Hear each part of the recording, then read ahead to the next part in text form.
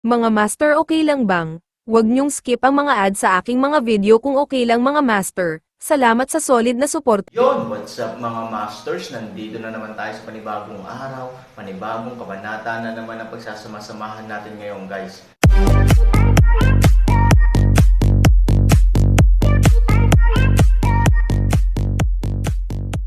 Bali mga masters, kung bago ka pa lang po sa aking YouTube channel, please click the subscribe button, lalong-lalo na po yung notification bell guys, para maging connected pa rin tayo sa isa't isa at maging updated kayo sa mga susunod ko pang video. Bali mga masters, bago natin umpisahan ng kwento ay mag-shoutout po muna tayo para sa mga solid nating tagapakinig. Shoutout kay Benji Rapuls at shoutout kay Marvin Oros. Yun na nga mga masters, no? Bali hindi na ito patagalin. In 3, 2, 1, let's go! Nagmadali si Aaron na gamitin ang chi ng kaguluhan upang labanan, ngunit malinaw na kahit na wala siyang gaanong pakialam, wala siyang alam tungkol sa mga pamamaraan ni Peiho. Sa pagmamadali, 8 gininto ang katawan ang biglang naging parabola, at lumipad palabas sa lugar.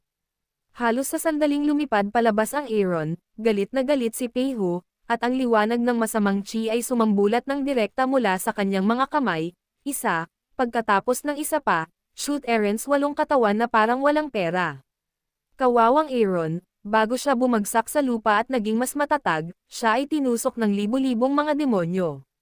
Bagamat halos hindi na siya makalaban sa harap, sa pagdami ng mga demonyo, sa wakas ay binaril siya ng mga butas at gintong dugo sa hangin. Mabilis na binawi ni Aaron ang kanyang tunay na katawan. Sa sumunod na segundo, nang ang natitira niyang katawan ay nagpatatag sa kanyang katawan, puno na ng dugo ang kanyang katawan. Bagamat ang Battle Golden Body ay lubhang mabangis at maaaring magbahagi ng pinsala laban sa mga point-to-point na pag-atake, medyo mahirap umatake ng malawak na hanay ng mga pag-atake. Hindi lang nila kayang tiisin ang pinsala sa isa't isa, kundi isasali nila ang isa't isa dahil may sarili silang pinsala. Ang isang solong katawan ay maaaring mas mahusay na labanan ang pag-atake ng grupo, ngunit mas maraming tunay na katawan ay mas madaling maging isang live na target sa mata ng iba. Kinagat ni Aaron ang kanyang mga ngipin, iniluwa ang isang subo ng dugo, at malamig na tumingin kay Peiho. Obviously, he suffered a lot from this wave, play smart with me. Sa harap ng ganap na lakas, iyon ay kalokohan. Sinamantala ni Peiho ang pag-atake. Sa oras na ito, si Leng Sheng ay nagmamalaki at mahinang sumigaw sa Aaron. Ang Aaron ay bahagyang maswerte. Habang nagpapagaling sa sugat, ang 5 elemento ng banal na bato ay bahagyang naglabas ng liwanag, na pandagdag sa paggaling ng Aaron, tama ka sa harap ng lubos na lakas, lahat ay kalokohan lang, malamig na ngumiti si Aaron. Mayroon ding lungsod ng nasusunog na mga buto. Nakipaglaban lang siya sa mga tao ng angkan ng demonyo. Hindi handang ilantad ni Han Sanyi ang kanyang lakas. At the same time, ayaw niyang masyadong ubusin ang lakas niya at masaktan ang sarili. Kaya sa lahat ng panahon, ang Aaron ay nangongolekta at naglalaro. Ngunit ngayon, ang konserbatibong dula ay nasaktan ang kanyang sarili. Hindi na kailangang itago ang kanyang lakas. At dahil din sa kasalukuyang sitwasyon, kailangang gawin ng Aaron ang kanyang makakaya. Gayunpaman, kumpara sa mga salita ni Aaron, malinaw na si Peiho ay may sariling pangunawa. Siyempre, hindi niya iniisip na si Aaron ay nagsasalita tungkol sa kanyang sarili, ngunit sa palagay niya ay sinusunod ni Aaron ang kanyang mga salita, dahil alam mo, iyon ang pinakamahusay. Gayunpaman, walang silbi ang pag-alam. Noong una, gusto kong panatilihin ang iyong buong katawan, ngunit ngayon, imposible. Matagumpay mong napukaw ang aking galit. Ngayon umiyak, at pagkatapos ay salubungin ang iyong kamatayan. Sa isang mabangis na ngiti, inilipat ni Peiho ang lihim na pamamaraan. Ang itim na hangin ay nasa lahat ng dako. Sa itaas ng ulo, ang araw ay nawala at ang mga itim na ulap ay nasa lahat ng dako. Mahigpit at, sa itaas ng langit, sa madilim na ulap, unti-unting lumilitaw ang pulang buwan mula sa mga ulap. Ang liwanag ng pulang malamig na buwan ay maliwanag sa loob ng ilang sandali, ngunit ang bawat liwanag ay tumama sa Aaron, na nagparamdam sa mga tao na masikip ang buong paligid at malubhang nasaktan ang kanilang isipan. Sa ibang mga lugar, naapektuhan ng liwanag, ang mga puno ay nalanta, ang mga puting bulaklak ay nalanta, At kahit ang lagaslas na tubig ay biglang tumigil sa pag-agos sa oras na ito, upang maiwasan ang Buddha na ma-freeze ng isang bagay, sa lupain ng langit at lupa, tila itong bilog na pulang buwan na lang ang natitira pansamantala, blood moon, doon, malakas na umungol si Shengguo, kasabay nito, nakipagkamay siya sa mahigit 100 lalaki at maraming tao upang mabilis na maghatid ng enerhiya, nagmamadaling sumuporta sa isang hangganan, at nag-aatubili at mahirap na labanan ang pagguho ng liwanag ng buwan, sa oras na ito lamang, nanatili pa rin si Aaron na nanliit ang kanyang mga mata at kumunat ang kanyang mga kilay pagkatapos ay dahan-dahan siyang pumikit nagsimulang lumabas ang gas sa kanyang katawan, mahigpit at malumanay na binalot ito ang kanyang buhok ay nagsimulang mamula, ang kanyang balat ay nagsimulang pumuti, at ang Skyfire Moon Wheel ay muling pumapalibot sa kanya, at isang malakas na presyon ang nagsimulang magpakawala, ang tila bahagyang nanginig ang kalawakan sa ilalim ng presyon. Mga master, okay lang bang? Huwag niyong skip ang mga ads sa aking mga video kung okay lang mga master. Salamat sa solid na suporta po. Ito ba ang kapangyarihan ng Devil Saint? Kung gayon, ano ang kapangyarihan ng Aaron? Halos bobo ang mga tao sa pamilya Kirin. Sa ilalim ng Blood Moon, kahit magtulungan ang pamilya Kirin para suportahan ang hadlang, maaari din nilang maramdaman ang malakas na presyon na dala ng Blood Moon. Ngunit bago pa makahinga ang lahat, ang Aaron ay nagsimula ng isang bagong pag-ikot ng enerhiya sa ilalim ng buwan ng dugo. Tuldok, napakalakas ng enerhiya, ngunit, paano ito may hahalo sa isang malakas na masamang espiritu na kumunat ang noo? Totoo ba na siya ay isang angkan din ng demonyo? Kung ito ay isang pamilya ng demonyo, bilang ang pinakamalakas na pamilya ng demonyo sa Timog, paanong hindi malalaman ng mga tao ng pamilyang Tao? Panipi, sa kakayahan ng anak na ito, hindi ka maaaring kilalanin sa angkan ng demonyo. Ang mga salita ng ilang matatanda ay hindi makatwiran, ngunit ito ay lalong nagpagulo kay Shenron. Dahil hindi ito magic gas, bakit napakahalaga ng Aaron magic gas? Gayunpaman, sa anumang kaso, bahagyang nabigo si Shenron, isang piho lang. Ngayon isa pang miyembro ng pamilya ng demonyo. Mahirap ba? Si Xiao talaga ang nakatadhana. Panipi, hindi. Biglang sumimangot ang tatlong matatanda sa isang tabi, at ang buong tao ay mukhang kinakabahan at napakaseryoso. Tatlong matanda, anong ibig mong sabihin? Kumunat ang noo ng santo at sinabi, "You fine products, fine products." Walang gaanong sinabi ang tatlong matanda. Nakakunot pa rin ang noo nila, na para bang may naramdaman silang mabuti. Nang makita ito, hindi na nagsalita si Sheng Yan, nakasimangot, natutunan mula sa tatlong matatanda, at seryosong nagsimulang maramdaman ang lahat ng pagbabago sa paligid niya. At hindi na gaanong nagsasalita ang ibang mga elder at sumunod na rin. For a time, ang buong pamilya Kirin ay natahimik. Hindi lang sila, pati na rin ang mga tao doon. Mali. Kumunat ang noo ng 5 matanda at tinitigan si Aaron sa hangin. Ang Diyos ay nalilito. Panipi, biglang lumaki ang mga mag-aaral ni Shengbern, nawalan ng boses at mamulong, at ang buong tao ay hindi napigil ang mapa-atres. Banal na apoy, iba. Nararamdaman na lang nila na namamanhid na ang kanilang anit. Tandang padamdam. Paano kaya? Panipi, ang mapagmataas na masamang espiritu ay nagtatago ng hininga ng Diyos. Paano ito mangyayari? Ang isang tao ay sinapian ng parehong masamang espiritu at banal na hininga. Ang tinatawag na mabuti at masama ay hindi magkakasama, at ang mga Diyos at mga demonyo ay wala, ngunit ang taong ito. Mga Diyos at mga demonyo. Ang taong ito ba ay isang pervert? Isang grupo ng mga tao ang nagbulang-bulungan, na halatang nakakagulat. Tinitigan din ng 5 matatanda ng tao si Aaron sa mahinang boses, ngunit ilang sandali pa, nagmamadali itong tumingin sa kanyang anak, at nag-aalala ang kanyang mga mata. Hindi naman sa hindi sapat na abnormal ang anak mo, pero sobrang abnormal ng lalaking nasa harap mo.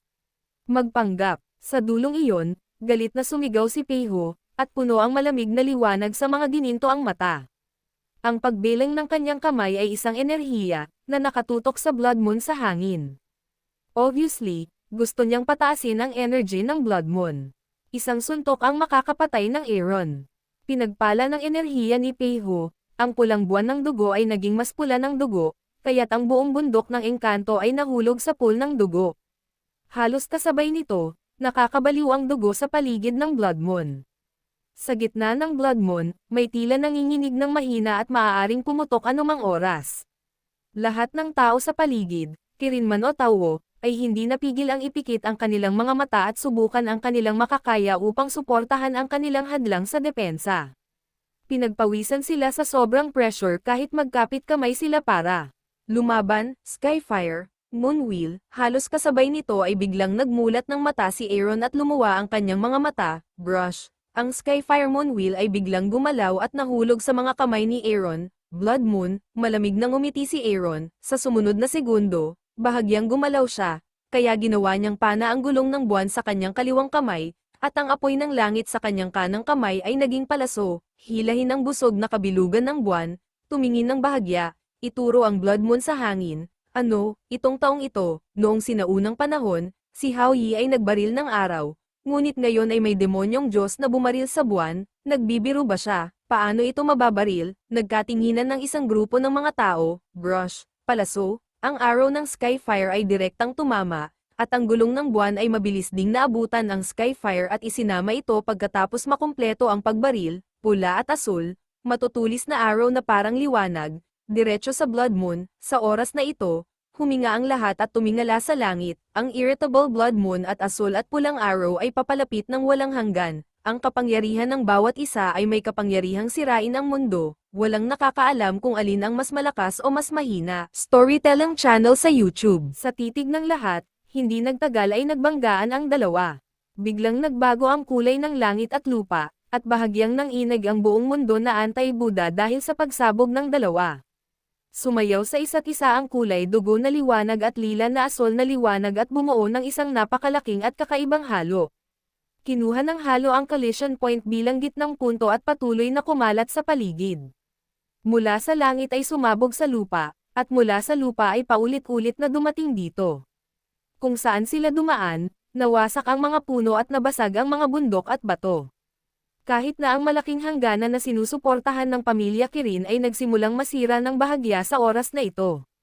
Ang Skyfire Moonwheel at ang Blood Moon ay ganap na deadlock at hindi mapaghihiwalay. Ibinubukod at binubura nila ang isa't isa. Walang magawa kundi ang halo na iniwan ng tunggalian ng dalawang tao na kumalat sa paligid, nanginginig sa kawalan at nagpapalit ng kulay ng langit at lupa. Ang isang grupo ng mga tao ay handgal. Ang isang labanan sa gayong sukat ay hindi kailanman nakita o narinig. Binabalangkas ng labanan ng dalawa ang nakakagulat na eksena ng paghawak ng Mars sa lupa. Boy, sa tingin mo ba ay sinaunang Diyos ka? Matuto din sa iba na gustong mag-shoot ng araw. Ay po, ngayon, ipapakita ko sa iyo kung ano ang ibig sabihin ng pagguhit ng tigre sa halip na aso. Basagin mo. Sa sandaling uminom ang galit na boses, ang lalaki ay biglang nagdagdag ng hindi mabilang na enerhiya sa Blood Moon. Ang liwanag ay mas maunlad sa Blood Moon. Ang mukha ni Aaron ay nagyelo, at biglang dumating ang presyon, kaya't hindi napigilan ni Aaron. Pag-urong sa himpapawid nang makita si Aaron kaya, malamig na ngumiti si Peihu, puno ng pagmamataas at tiwala sa sarili tiniis ni Aaron ang napakalaking pressure, kumunat ang noo at lumaban sa lakas ng kaguluhan. The sun, I melt your broken arrow. Pagkababa ng boses ay bigla na naman niyang nilakasan ang kanyang suporta. Ang Blood Moon ay mas maunlad, at ang mundo ay ganap na pula sa dugo. Sa pagkakataong ito, pati si Aaron ay pinagpapawisan sa kanyang noo. Nagsisi siya na nakipaglaban siya sa Skyfire Moonwheel. Hindi sila sapat na lakas, ngunit ang kanyang kontrol at pagsasanay sa kanila ay hindi umabot sa isang antas. Sa nakaraan, ang pangunahing pag-atake ng Panguax at ang auxiliary attack ng Chunwo Moonwheel ay maaaring talagang hindi magagapi, ngunit kung walang pagpigil ng Panguax, ang Chunwo Moonwheel ay haharap sa mga eksperto, at ang kanilang mga kawalan ng kawalang tatag ay mabubunyag sa isang instant. Nagmamadaling sinulyapan ni Aaron si Peihu. Naramdaman na niya na kapansin-pansing nagbago ang sitwasyon ng maranasan ng Skyfire Moonwheel, na malapit sa Blood Moon, ang dalawang energy blessings ng lalaki. Ang malaking presyon ng Blood Moon ay dahan-daang nakakuha ng mataas na kamay, at patuloy na napapalibutan ang Skyfire Moonwheel. Sinusubukang lumunin ang Skyfire Moonwheel ng hakbang-hakbang, kahit na ang Aaron ay may basbas ng magulong chi, ang epekto ay halatang hindi kasing ganda ng basbas ni Peihu sa Blood Moon. Sa madaling salita, Ang kahusayan ni Peiho sa lihim na paraan ng Blood Moon ay higit pa sa kontrol ng Aaron sa Skyfire Moon Wheel. Naturally, ang kadalisayan ng enerhiya ay hindi kasing ganda ng Aaron, ngunit hindi bababa sa makakuha ng 2 beses ang resulta sa kalahati ng pagsisikap. Sa kabaligtaran, ang Aaron ay may purong enerhiya, ngunit gaano karaming tulong ang maibibigay nito sa Skyfire Moon Wheel. Ang pakiramdam ng Skyfire Moon Wheel ay hamina at hamina. Ilang beses sinubukang basbasan ng Aaron ang enerhiya, ngunit may kaunting epekto. Haha, haha, mabahong bata, sa palagay ko mayroon kang ilang mga kasanayan.